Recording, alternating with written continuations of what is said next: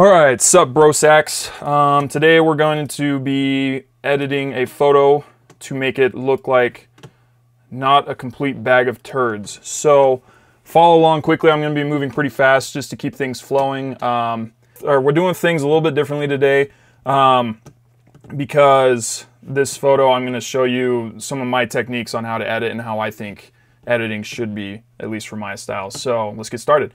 We're going to pull down the warmth a little bit, and I know I normally mess around with these a lot. This is kind of like Lightroom.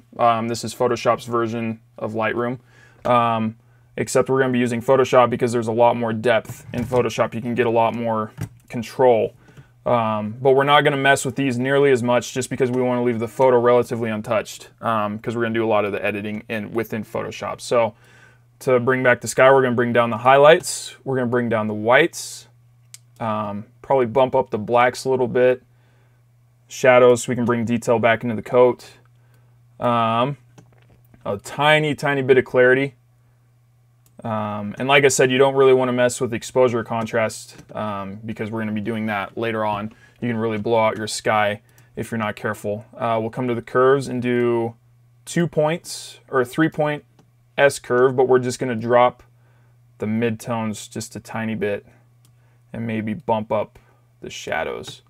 Come over here to your HSL tab. We're gonna kind of alter the sky a little bit. So I want my sky more blue, not that much blue. That was way too much blue. Something like that looks pretty good.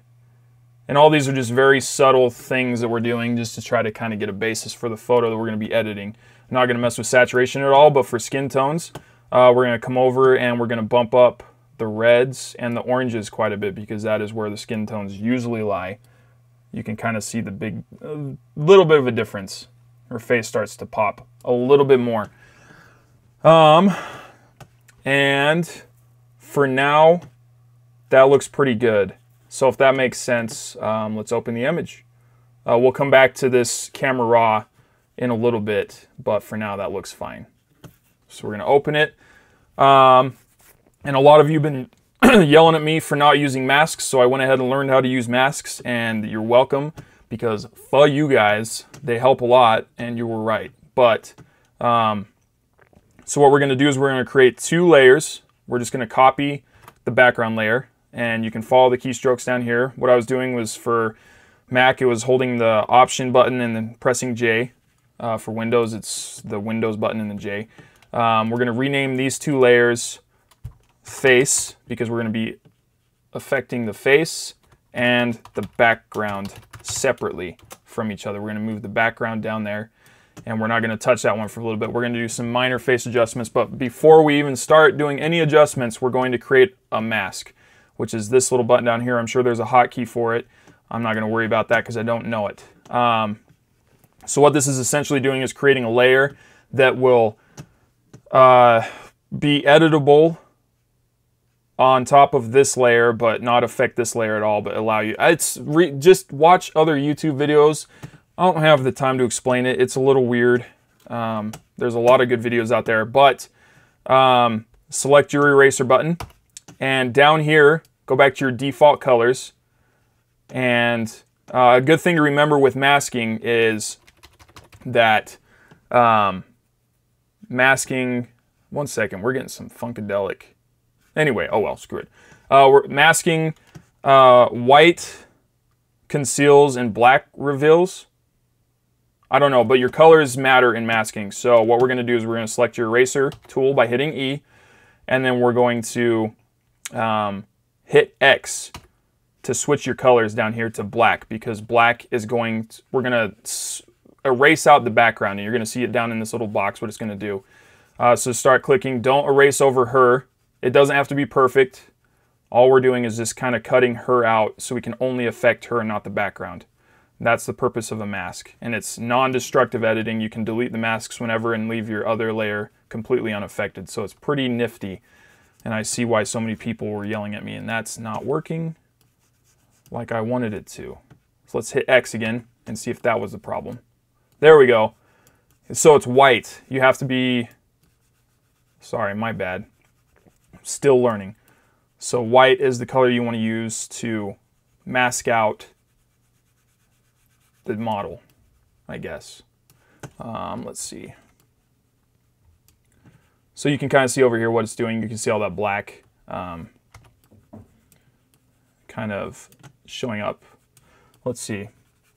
So now that we have a basic mask over her, we're going to do the same thing for the background. Come down, click this button, and we're going to mask out just the background. So we're going to press E. Our eraser tool's already up. We're going to leave it on white, and we're going to erase over the model. And what this is doing is masking out just the background so we can affect just the background. So it's pretty basic. You get the point. Follow along closely. Like I said, we're moving quickly because this would turn into an hour-long video if I went into depth with everything. So you can research anything you need on the internet if you have any questions. So that's looking pretty crappy, but you know, it'll work for now. Basically, we just want to mask out her skin tones. We don't want those affected when we start affecting the background. So now we have two basic masks down here, and they're both separated. So hopefully that's making sense. Let's move on. So now for the face, we're going to come down, and we're only going to be working on this layer, but click on the photo, and we're going to zoom in, and we're going to start editing out these little lovely zits. Let's see. So we're going to press the J tool, and we're going to be using the patch tool, which is in this pull down menu, but you can cycle through these tools by holding Shift and then pressing J. And it'll be the third one down, and it looks like this patch tool. But what this does is samples skin from a clean area of your choosing, and you can drag it over to the zits that you want to cover up.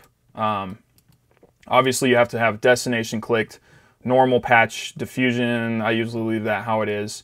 But make sure that your settings are set on destination, not source, because if you're doing source, it'll do some stuff. So I'll probably speed up this part of the video. We'll be back in a second. Go bananas, go bananas, go bananas, go bananas, form the corn. Okay, now we're back. So now her face is all fixed up, ready to go, looking hot. Let's see. So that's before, that's after. You can see the difference, right? Cool. So now what we're going to do is we're going to start bringing in some highlights and burn tool stuff. So this is called dodging and burning. What we're going to do is we're going to duplicate this face layer with Option J, face, copy. Now we have a copy of that. And what we're going to do is we're going to zoom in, and we're going to hit O. That's going to bring up our dodge and burn tool. And the magnifying glass means lighten, and if you hold Shift and hit O again, that little hand means darken, and then there's a desaturation tool. We're not even going to mess with that one. But if we go up to the magnifying glass, this is going to start lightening things depending on what tone we want. So we're going to stick with midtones. But if you can imagine this, ladies will understand this, contouring like in makeup. You're going to be kind of pulling out the highlights a little bit. And it's going to look like real sharp, but it will look better, trust me. So we're going to start kind of painting over where you'll see these natural highlights on her face. And it's all about subtlety, but it's going to look a little weird, like I said, so shut up. We're going to fix it. We're going to start kind of pulling out. You can look at face structure photos on where to contour and where highlights hit the face, like if you really wanted to get into it. There's a whole science behind it. Props to the ladies for doing this every morning because this is exhausting. But basically we're going to start pulling out like the cheekbones a little bit. And like I said, it looks a little bit wonky. We're going to fix it. You're kind of just going over what areas. You'll be able to mess around with it and really start to get into it with a better understanding of it. The more you do it, practice makes perfect in all things. So highlights, I'm going to pull out these nice highlights on her lips. Make them all smoochable. Pulling out a little bit more of the highlights. So now she looks like Michael Jackson a little bit, but we're going to fix it. So I might bring up a little bit more of her midtones on her forehead. And this is a good starting point. So this is what we had before. and this is after. But now what we're going to do is we're going to take this face layer and we're going to bring down the opacity to kind of blend it in, just so it kind of bumps up her highlights a little bit more. And what I might do is come back in with my Midtones tool, bring down the exposure, and kind of pull out some of the neck lines, stuff like that. So that's looking better.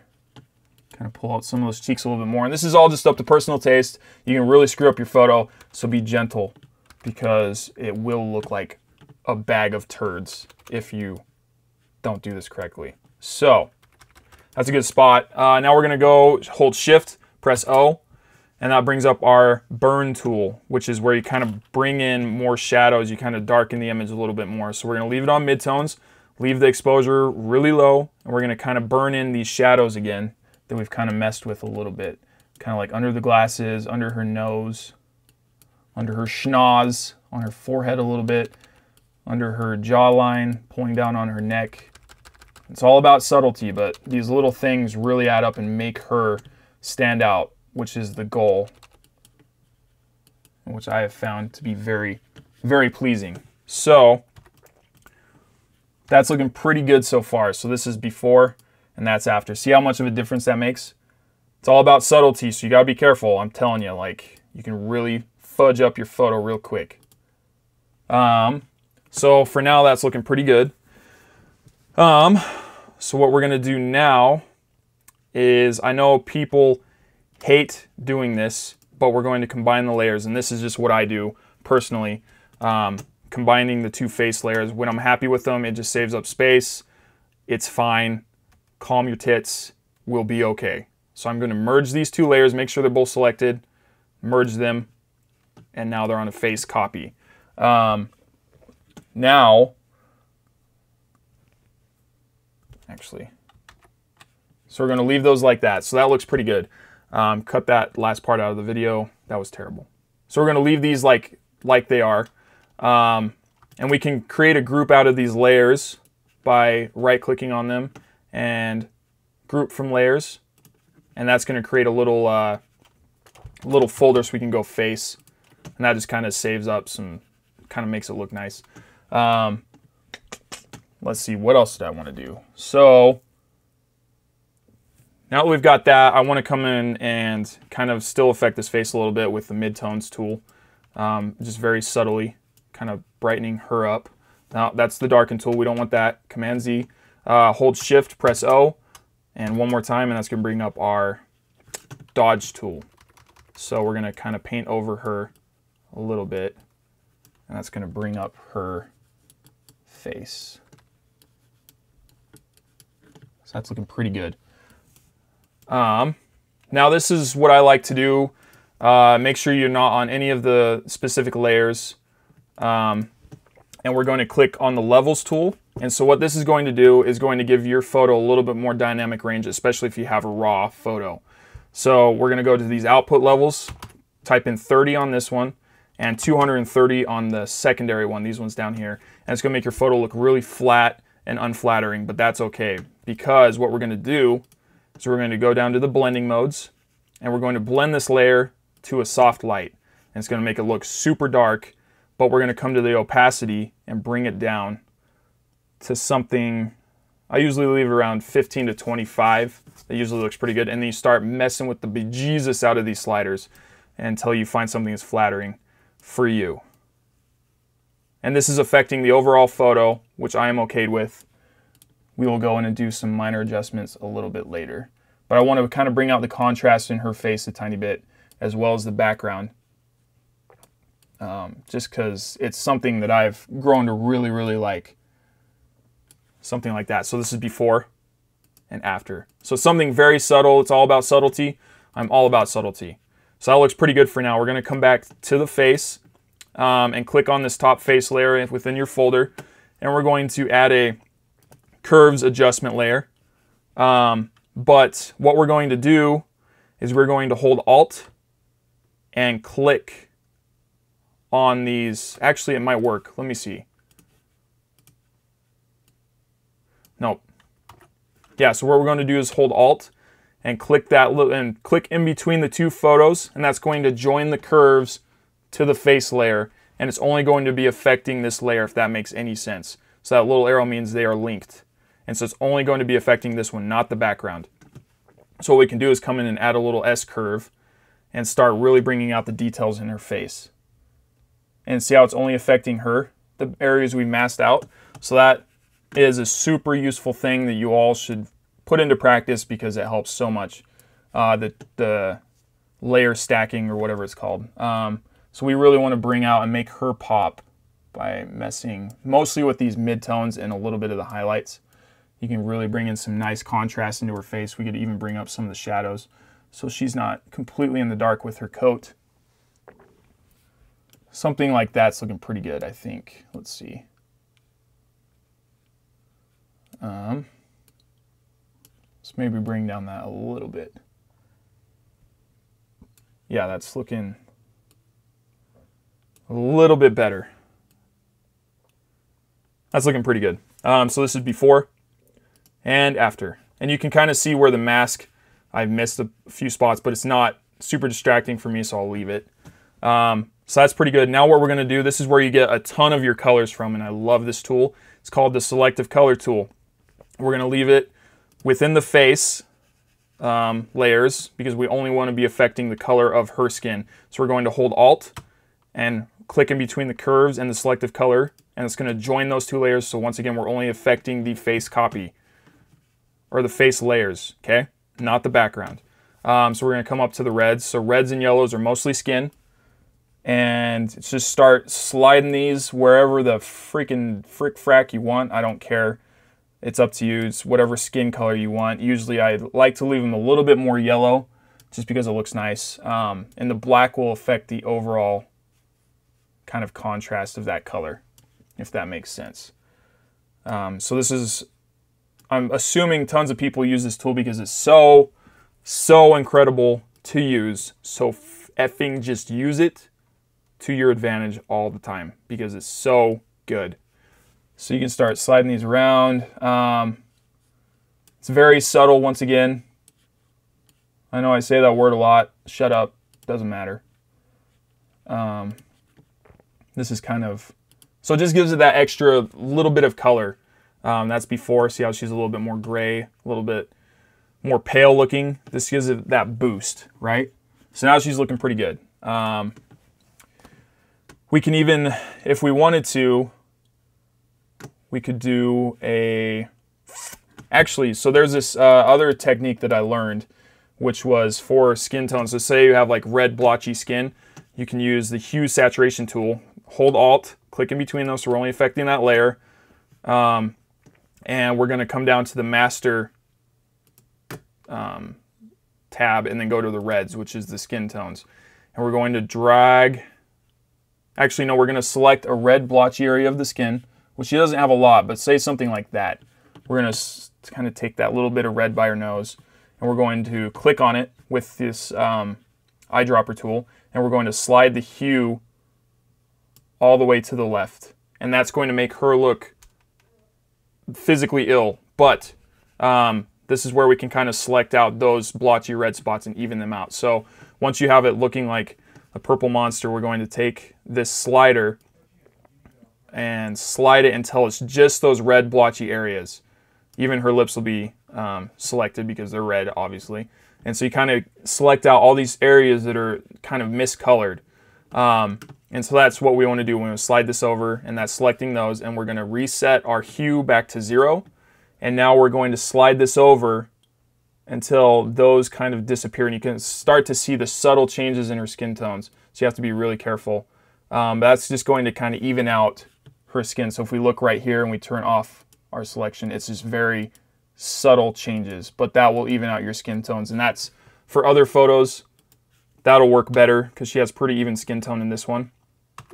But for now, that looks good. So we're going to leave it like that. So this is what we had before. And this is our after so far. So it's looking pretty good. Now we're going to come in. We're going to close out that face, just collapse it so it's all hidden. And we're going to start affecting the background. And we're going to do the same thing. We're going to do Selective Color. Click on it. You guessed it, hold Alt, click in between the two photos. That's going to conjoin those, so we're only affecting the background, and we're going to start messing with our colors on the background. And since we've already masked it out, we're not going to be affecting the model skin tones at all. It's just the background, see? So for this one, I really like the red background, giving a little bit more kind of a pinkish red look. Looked really nice, kind of a little bit more warmth. And just like I said, just kind of color these however you want. I personally like the more pinkish kind of red background. Your blacks will affect the overall kind of saturation of it, looks like, of the reds. We'll come in and do the yellows as well.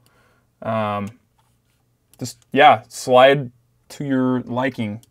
It's really up to personal taste. I ain't going to tell you how to do it.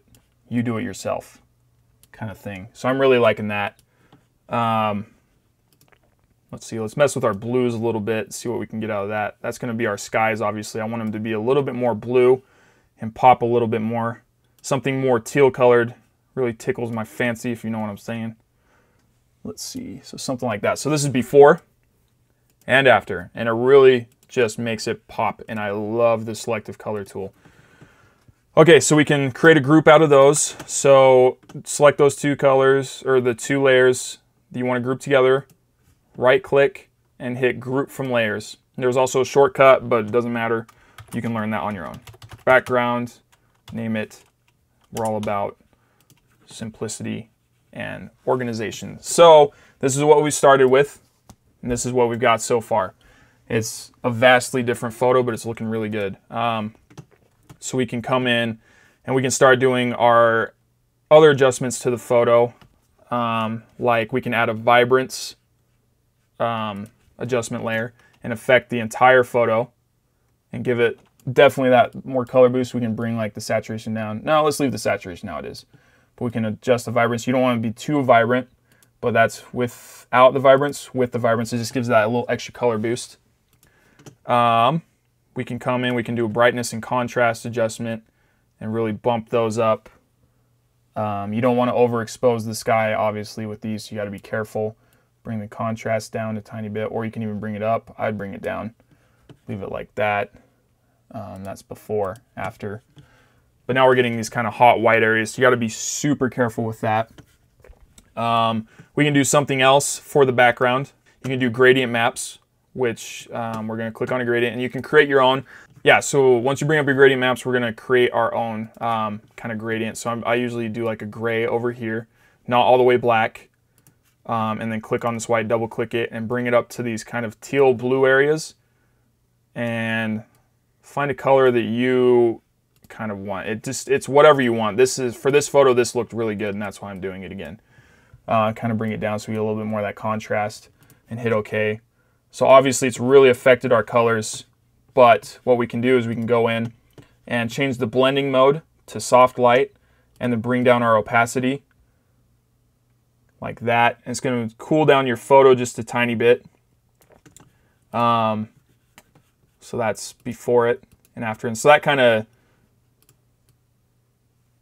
I don't know, makes it look pretty good in my opinion. But what I would do is I'd mask this. So click on the mask of the gradient map, hit E, and hit X to bring up your whites, or leave it on white if it's already there, and then paint over her skin so it's not affecting her skin tone, because she will be a little bit more blue and a little bit more cold looking if you leave that unmasked, if that makes any sense. So now we've kind of masked her out a little bit, and now she's unaffected by that gradient map that we just put on there, which is super cool and super useful. So that's before and after. And it's literally up to personal taste. You don't even have to do that if you don't want. I just like using gradient maps. You can affect them how you want. Maybe it's a little bit too dark on the gray that we put in, so it's adding too much contrast to the background. We can bring that up, and you can see it in real time affect it like that. So that's pretty nifty. Just up to personal taste, like I said. So hit OK. So I'm really liking that. This is what we had to start with, and this is what we have so far. Now what we're going to do, let's say we want to adjust the background a little bit. So we'll click on the background, come up to filter. We have to click on the actual background. So click on the background layer, come up to filter, and hit camera raw filter. What this is going to do is allow us to affect this layer a little bit more. And I like using graduated filters to do this, to kind of bring in some more depth to the photo. So this is just like Lightroom, where you're dragging in those filters to kind of darken or lighten some specific areas over a gradient throughout your photo. That probably makes no sense, but I don't care, so that's okay. Sorry, there's other places that'll explain it a lot better than I will. I'm just focusing on getting this done. So say the sun's coming from this side, we can up the exposure on that side a little bit. Not too much. So we're gonna leave it as is, hit OK, and that should affect our background a little bit, which is, yeah, it definitely did. All right, so that's looking pretty good. We just affected the background, making it look pretty nice. But now what we're gonna do is we're gonna come in and we're going to join the layers, and I know this freaks people out, but I'm happy with where it's at, so I'm okay with joining up these layers.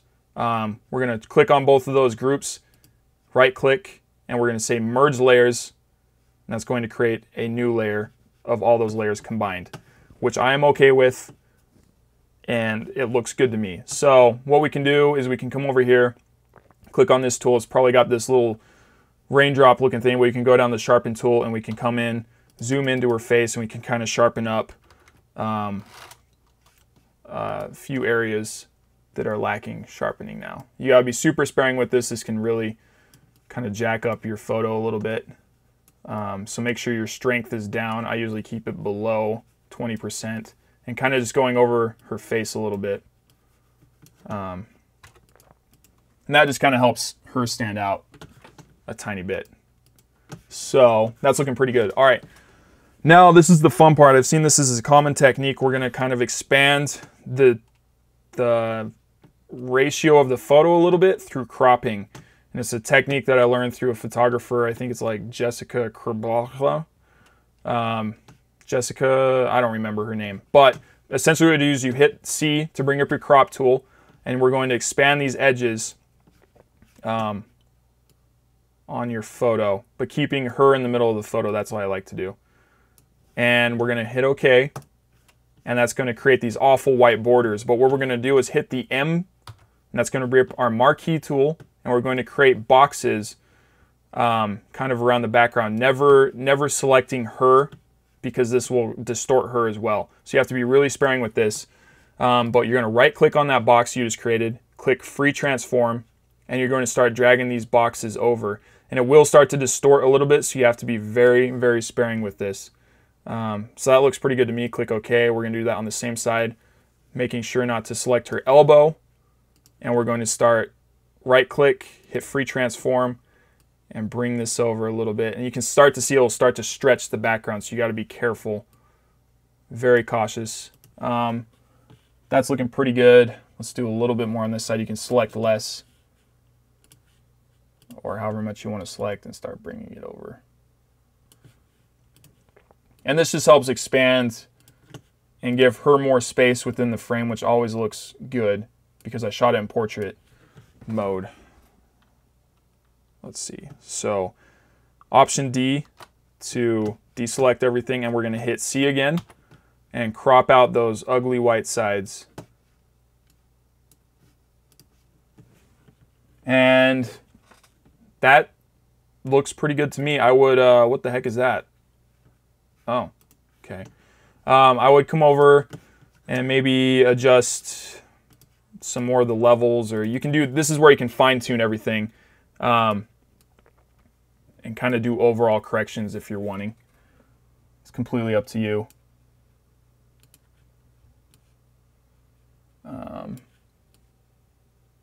But so far I'm pretty pleased with that. I might do like a brightness and contrast adjustment.